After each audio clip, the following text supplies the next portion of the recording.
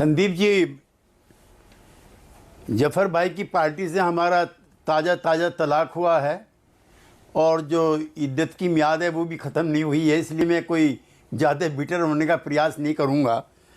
लेकिन जफर भाई, आपकी जानकारियाँ बहुत हैं। मैं संदीप जी आपके माध्यम से दुनिया की 8 एजेंसीज़ हैं जो रेटिंग एजेंसी जिनको आप बोलते हो, IMF, World Bank, State Bank of India, Citibank, Goldman सैक्स, फिच, मूडीज़, इन 8 की 8 एजेंसीज़ ने ये स्वीकार किया है कि GDP में वृद्धि के बजाय निरंतर गिरावट आई है।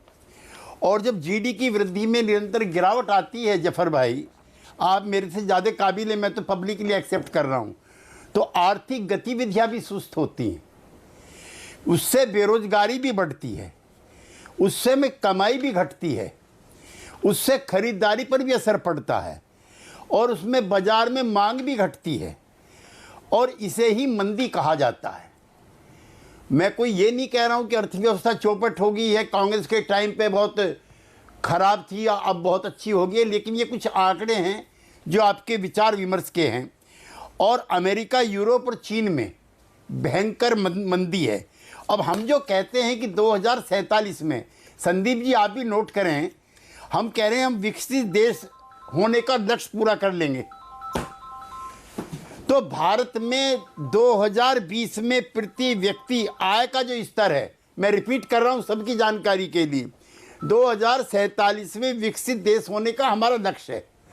अमेरिका, चीन, यूरोपियन यूनियन के मुल्क वगैरह वगैरह, भारत में 2020 में प्रति व्यक्ति आय का जो स्तर है, ये अमेरिका ने 1896 में पूरा कर लिया था, 1896 में, और यूके में 1894 में पूरा कर लिया था। अब कल्पना करो संदीप जी, हम कितने पीछे हैं। और ये जो जेब खाली है और कोई काम भी नहीं है, 30 साल महंगाई, बेरोजगारी की, हाँ जी पक्का। ये तो मैं चाहूँगा जफर भाई, ये आंकड़े हैं जो सरकारी हैं, ये मेरे नहीं हैं और आप मेरे मित्र भी हैं, इसे यकीन भी करेंगे। अब ये है कि हम खुशफहमियों में रहते हैं। अब कई तरह की चीज़ें हैं। सीतारमन जी का बयान है, मुझे तो उसी से कष्ट हो रहा है। वो कह रहे हैं कि समाजवादी पैटर्न अपनाया गया पिछले दिनों, लिहाजा उसकी वजह से बर्बादी हुई। भाई मैं तो आपके साथ रहा हूँ 50 साल, आपकी पार्टी के घोषणा पत्र में है कि हम गांधीवादी समाजवाद लाएंगे, लेकिन वो अटल बिहारी की बीजेपी थी, वो निर्मला सीतारमन जी की नहीं थी। बैंकों का राष्ट्रीयकरण हुआ, गांव का गरीब आदमी चला गया। जो पेट्रोल पंप थे उनके राष्ट्रीयकरण हुए, दाम पे रोक लगी। हालांकि अब तो 1991 के बाद अर्थव्यवस्था फिर बदल गई है। अब और गरीब और अमीर के बीच की जो खाई है कितनी होगी, ये उसका जिक्र करूंगा तो जफर भाई आपको भी तकलीफ हो जाएगी, मैं नहीं करना चाहता। नहीं, वो दत्तात्रेय होसबोले उस बात का जिक्र कर रहे हैं।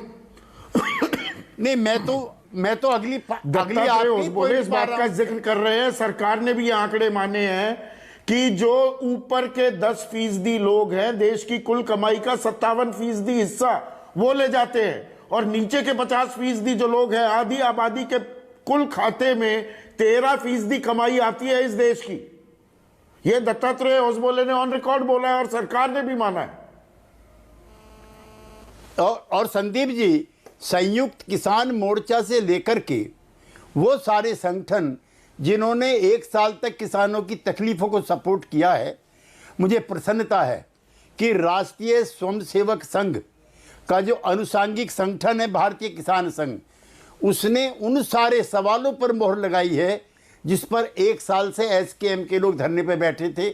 हमारे जैसे कार्यकर्ता चरण सिंह जी के नेतृत्व से लेकर के आज तक उस कार्य में लगे हैं। परसों उनका जन्मदिन भी है। अब भारतीय किसान संघ ने क्या किया है जफर भाई, वो कह रहे हैं कि MSP पर कानून बनाओ, एक दूसरा GM क्रॉप्स पर प्रतिबंध लगाओ। आपका मंत्री कह रहा है कि नहीं, इससे तो देश की इकोनॉमी जो है बम्पर हो जाएगी। नंबर 3, कृषि सामानों में पर से GST हटाओ। नंबर 4, कृषि सम्मान निधि में पर्याप्त बढ़ोतरी करो। ये अराष्ट्रीय एंटी नेशनल लोग नहीं कह रहे, ये सोशलिस्ट नहीं कह रहे, ये आरएसएस कह रहा है, जो आपका पितृ संगठन है, जो आपका मातृ संगठन है, जिसकी छत्र छाया में सरकार चल रही है, जिसकी बदौलत ये सरकार चली है।